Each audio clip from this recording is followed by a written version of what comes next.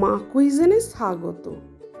নিরামিষ রেসিপি সকলেরই প্রিয়, আর গরম গরম লুচির সাথে যদি টেস্টি চানা পনির থাকে তাহলে তো আর কোনো কথাই হয় না। হ্যাঁ, ঠিকই ধরেছেন, আমার আজকের রেসিপি চানা পনির। এই টেস্টি চানা পনির আমি কিভাবে তৈরি করি সেটাই আজ আপনাদের দেখাবো। চলুন তৈরি করি। এই টেস্টি চানা পনির তৈরির জন্য কি নিয়েছি দেখুন। এখানে চানা আমি বয়েল করে রেখেছি, 250 গ্রাম চানা নিয়েছি, চানাটাকে বয়েল করে রেখেছি। 200 গ্রাম পনির নিয়েছি, কিউবের আকারে কেটে রেখেছি। 2টো টমেটো আর কিছুটা কাঁচা লঙ্কা নিয়েছি। এই পনিরটাকে আগে আমি ভেজে নেব। ওভেনে একটা কড়া গরম করেছি, তেল দিলাম। কড়ার সময় তেলটাকে এরকমভাবে একটু ঘুরিয়ে দিলাম। তেলটা গরম হয়ে গেছে, আর পনিরগুলো দিয়ে দিচ্ছি। আপনারা চাইলে কাঁচা পনিরও চানাতে দিতে পারেন। আমার পনির ভাজাটা খুব ভালো লাগে, তাই আমি পনিরগুলো ভেজে নিচ্ছি। ঠিক এইভাবে সমস্ত পনিরগুলোকে আমি ভেজে নিচ্ছি। দেখুন পনিরগুলো ভাজা হয়ে গেছে, এবার আমি সব একে একে তুলে নিচ্ছি। এই কড়াতে যেটুকু তেল রয়েছে এতে আমি 2টো তেজপাতা দিলাম, একটু জিরে দিলাম, 2টো টমেটো আর কাঁচা লঙ্কা কুচো করে নিয়েছি সেটাও দিলাম। এটা যতক্ষণ ভাজা হয় আমি চানার মশলাটা তৈরি করে নেব।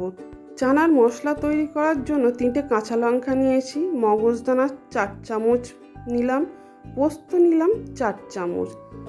দেখুন এটাকে একটু জল দিয়েছি, এটাকে ফাইন একটা পেস্ট তৈরি করে নেব। দেখুন পেস্ট তৈরি হয়ে গেছে। এদিকে টমেটোটাও ভাজা হয়ে গেছে। এতে এবার 1/2 চামচ হলুদ গুঁড়ো, 1 চামচ লঙ্কা গুঁড়ো, 1 চামচ জিরে গুঁড়ো, 1 চামচ ধনে গুঁড়ো, 1 চামচ নুন, 1 চামচ আদা দিয়ে ভালো করে এটাকে কষে নেব। মশলাটা যে করে রেখেছি সেটাও ঢেলে দিলাম। দেখুন এবার এটাকে ভালো করে কষে একটু শুকনো মতন করে নেব।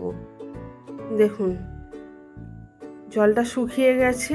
এবার এতে আমি সিদ্ধ করে রাখা চানাগুলো সব দিয়ে দিলাম। এবার ভালো করে কষবো। দেখুন কষা হয়ে গেছে। এবার এতে 2 চামচ চিনি দিলাম। এবার মশলার জলটাও এতে দিয়ে কষছি। সমস্তটাই দিয়ে দিলাম। কীরকম ফুটে উঠছে, আর একটু জল দিয়ে দিলাম। এবার সিদ্ধ হওয়ার জন্য চাপা দিয়ে দিলাম মিনিট 5-এর জন্য।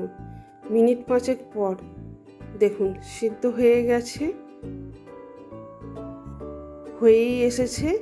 এবার আমি এতে সানরাইজের চানা মশলা আমি 1 চামচ দিয়ে দিলাম। এবার পনিরগুলো সব দিয়ে দিলাম। এবার একটু ফুটিয়ে নেব। ফুটে গেছে, এবার নামিয়ে নিচ্ছি। দেখুন চানা পনির রেডি। টেস্টি চানা পনির তৈরি হয়ে গেছে। আপনাদের জন্য এই রেসিপি রাখলাম। ধন্যবাদ।